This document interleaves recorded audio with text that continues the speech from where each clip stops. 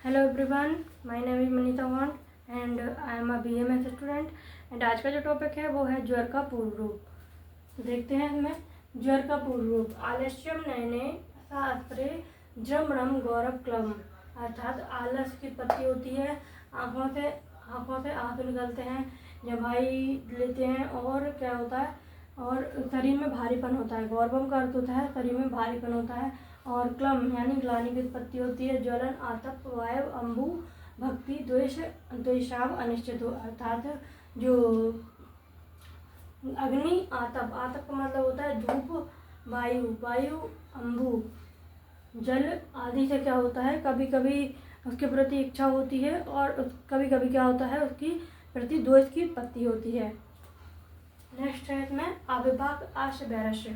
अविभाग आशवैरस्य का अर्थ होता है इसमें कि जो भोजन ग्रहण किया जाता है उसका पूर्ण रूप से पाचन नहीं होता है, और जो मुख का स्वाद होता है वो दुस्वादु होता है। हानिश्च बलवर्णियों, अर्थात जो बल और वर्ण की क्या होती है, हानि होती है।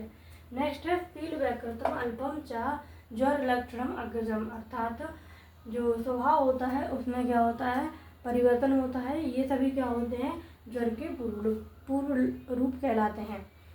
नेक्स्ट है इसमें विशिष्ट पूर्व रूप। तो जो वातज ज्वर होता है, वातज ज्वर में क्या होता है, पूर्व रूप, इसका विशिष्ट पूर्व रूप होता है जम्भा यानी जम्हाई आना। और पित्तज ज्वर में होता है पित्तज ज्वर में विशिष्ट पूर्व रूप होता है नयनता है, अर्थात आंखों में जलन की उत्पत्ति होना। कफज ज्वर जो होता है उसका जो विशिष्ट पूर्व रूप होता है वो होता है अरुचि, अर्थात जो भोजन होता है उसके खाने की इच्छा उत्पन्न होती है या फिर कम होती है। नेक्स्ट है इसमें ज्वर में चिकित्सकीय योग।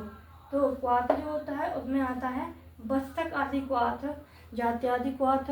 नेक्स्ट है घृत। घृत में जो होता है वो है पिप्पलादि घृत देते हैं, बलादि घृत देते हैं और वाषादि घृत दिया जाता है। चंदन आदि तेल जो होता है दाह पूर्वक ज्वर में दिया जाता है, अर्थात जिस ज्वर में दाह या जलन संताप की उत्पत्ति होती है उसमें क्या होता है, चंदन आदि तेल का प्रयोग कराया जाता है। नेक्स्ट है अगरू आदि तेल। जिस ज्वर में क्या होता है, ठंड